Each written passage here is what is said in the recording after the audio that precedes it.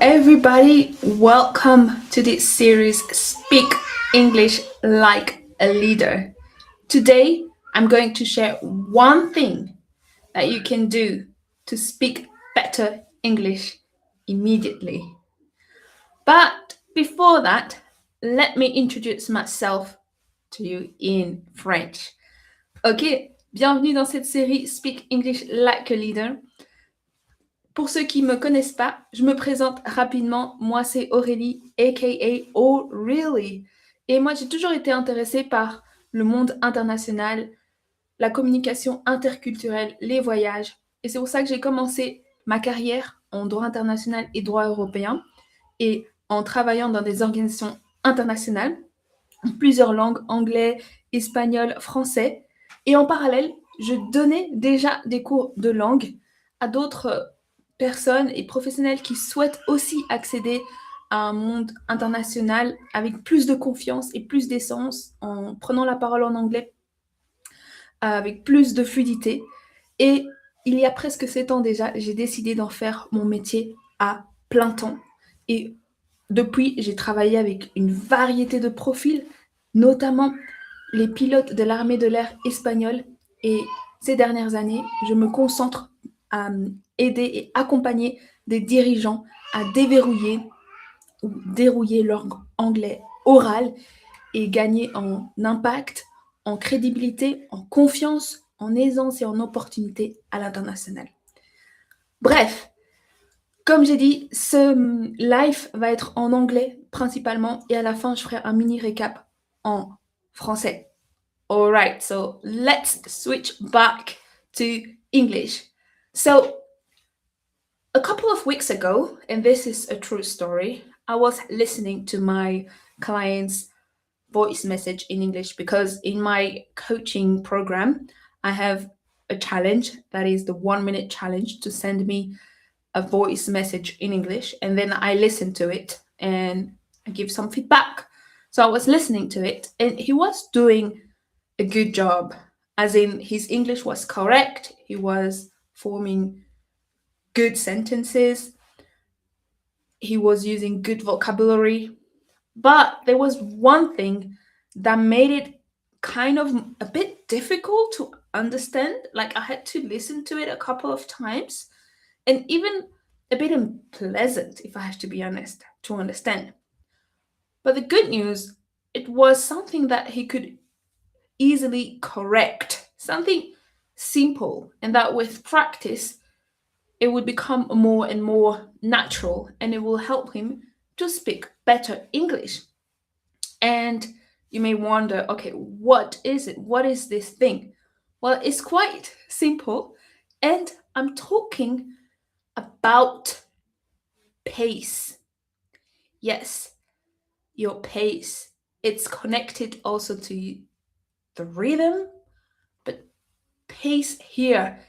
Because sometimes when we speak a second language, when we speak English, we think that by speaking fast, we sound more intelligent, more advanced, or better. So I've realized that many people, maybe you do that too, sometimes tend to rush and to speak too fast and also not to pronounce correctly all the words.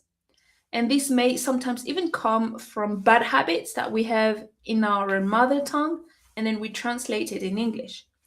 But the thing is, research, communication research, and also cognitive, like psychology, neuroscience research, has shown the contrary, that actually a more moderate, regulated pace is perceived as more competent, more trustworthy, and more confident. So, one thing you can do right now, from now on, is to regulate your pace. And I'm going to also now give you practical things you can do to achieve that. So you can sound more confident, more trustworthy, and also more pleasant to listen to. So people would actually want to listen to you. And I guess that's what you do.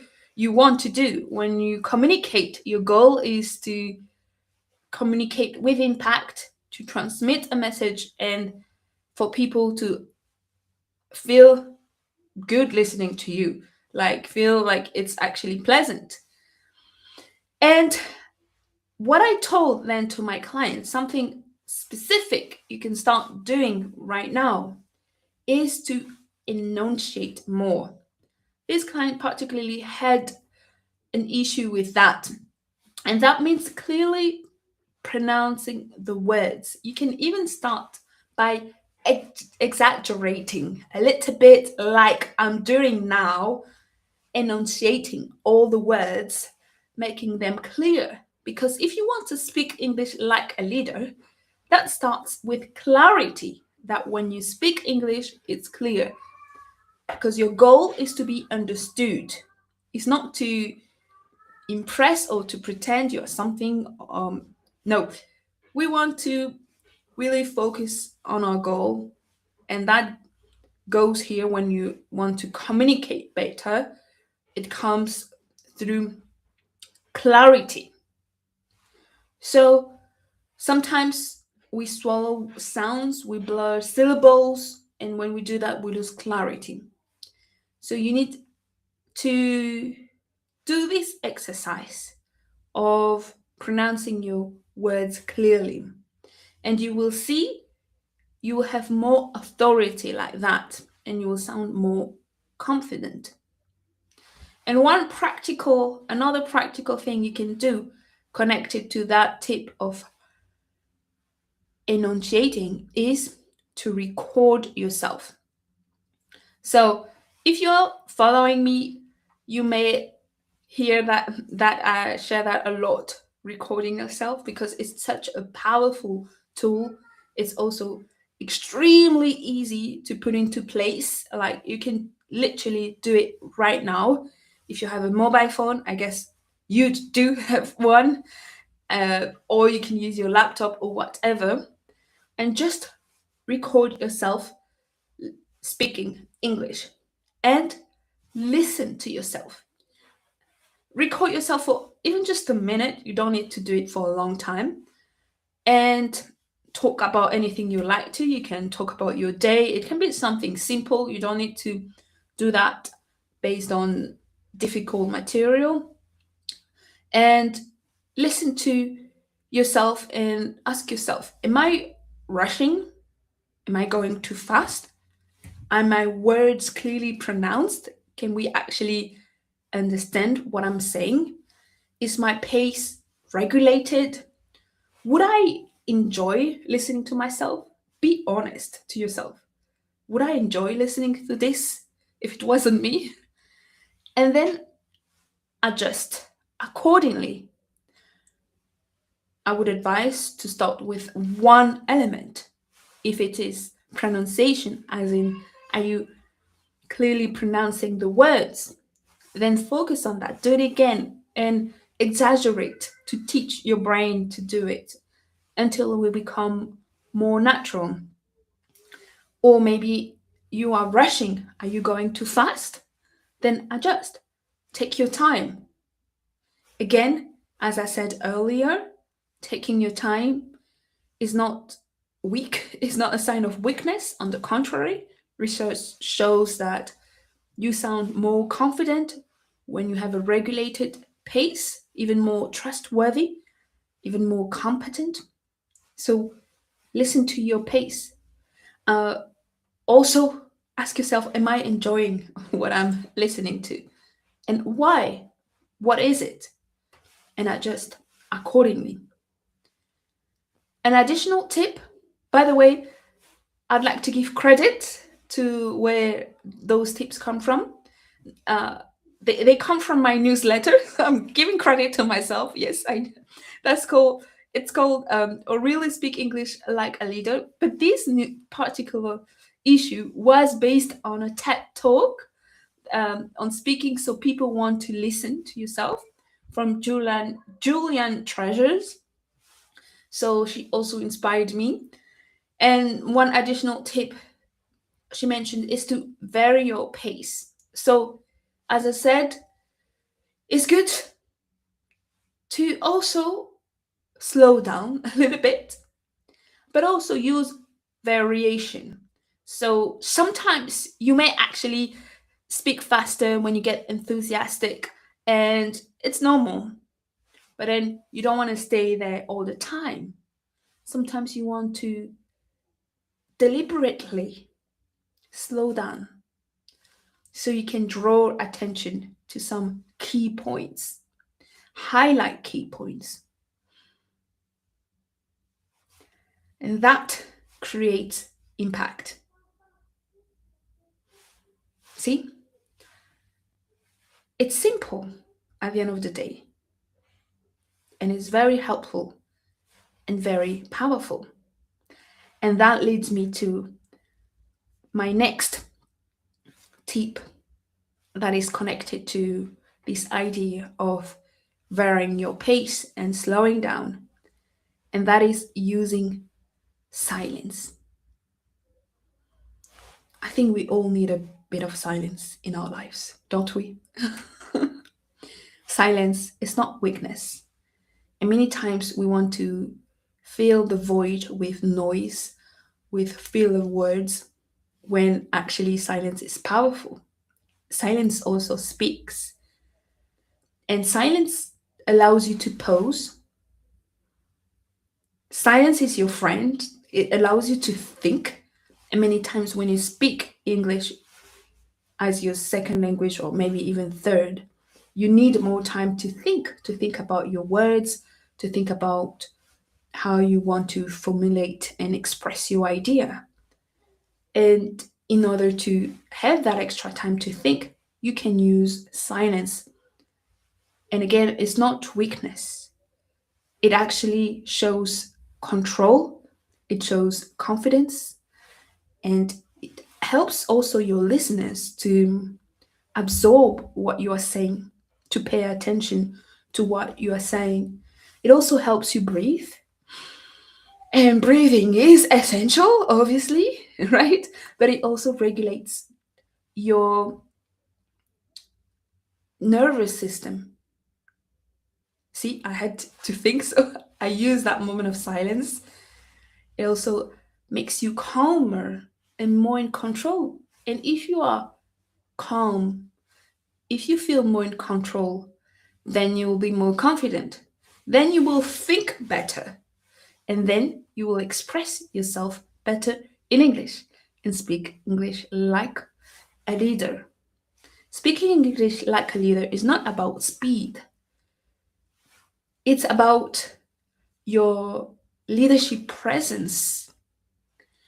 And you can achieve that through regulating your pace, through using moments of silence, through focusing on clarity, enunciating your words properly, breathing, and making sure your message lands, and not pretending that you feel that you're advanced because you're speaking fast or whatever ideas and false beliefs we may have about speaking English confidently. So from today on, I'd like you to pay attention to that element that is often neglected, your pace.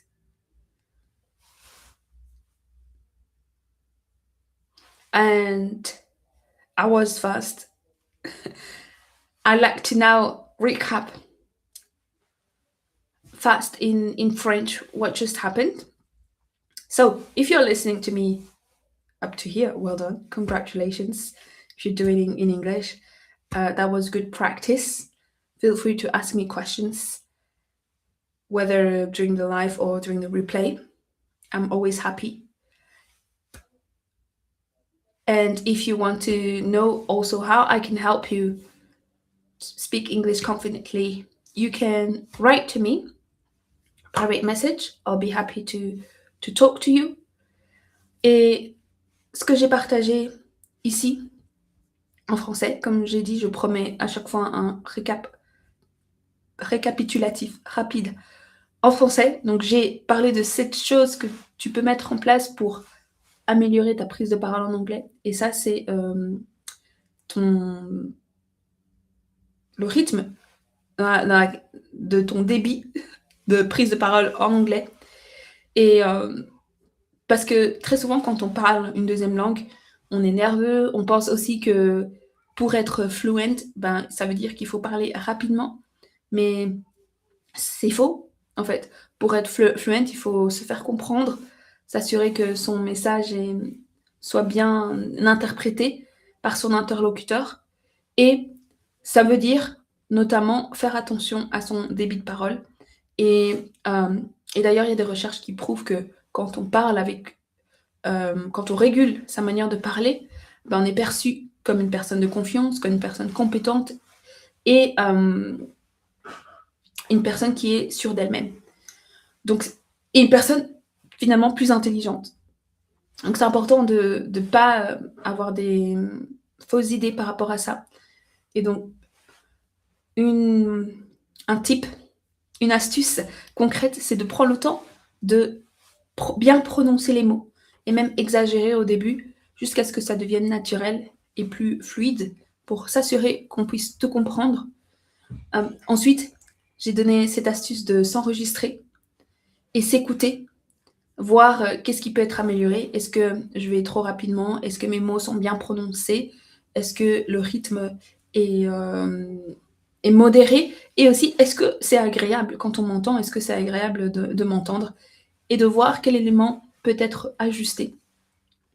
Ensuite, j'ai aussi parlé du fait que d'amener de la variété. On ne va pas non plus parler tout le temps euh, lentement ou tout le temps rapidement. On peut utiliser aussi la rapidité pour pour amener un petit peu plus de dynamisme. Mais ne pas oublier que le fait de ralentir, ça aussi, ça amène de l'impact. Et ça m'amène au dernier point clé, utiliser des moments de silence. Ça, c'est vraiment, vraiment une clé importante parce que ça amène plus de contrôle. Ça permet aussi de rester plus calme. Et quand on parle anglais, ben, on doit penser à ses mots, réfléchir. Ben, ça donne le temps au cerveau de se poser, de réfléchir. Donc, au lieu de l'encombrer par du bruit, par des mots qui viennent remplir ces moments-là, ben, autant prendre quelques secondes de silence. Ça ne fait pas qu'on est plus faible ou moins bon en anglais. Au contraire, ça montre un certain contrôle de soi aussi. Et ça permet aussi de prendre le temps de respirer, tout simplement parce que respirer, c'est aussi tellement important, évidemment. C'est vital, on le sait tous. Mais ça permet de rester calme et de ne pas perdre ses moyens en anglais dans une deuxième langue où peut-être on est moins confortable. En fait, ça nous permet de reprendre un peu de contrôle, de confiance en soi et puis de trouver le mot qu'on cherche et de mieux s'exprimer, mieux former ses phrases. Et tout ça, c'est souvent négligé. On pense toujours à plus, mais parfois pour parler anglais avec plus d'impact, il suffit de changer, d'ajuster une chose, comme ici son rythme, ajouter plus de silence, s'écouter et voir ce qu'on peut améliorer. Et donc voilà, donc si tu m'as suivi jusqu'ici, ben, encore une fois, well done.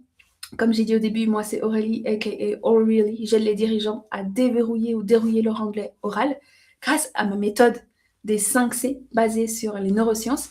Si tu souhaites savoir comment cette méthode peut s'appliquer à toi, contacte-moi en message privé. Je serai ravie d'échanger avec toi. D'abord, faire une prise de contact pour comprendre quel est ton problème, quel est ton challenge.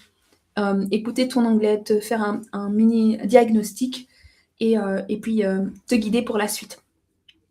And that's it for today. Again, thank you for listening to me. If you're listening to me until now, well done. It was a pleasure for me to do that live. Welcome to this Speak English Like a Leader series. I'll see you next week. Have an awesome day, an awesome week or evening, whatever. See you soon.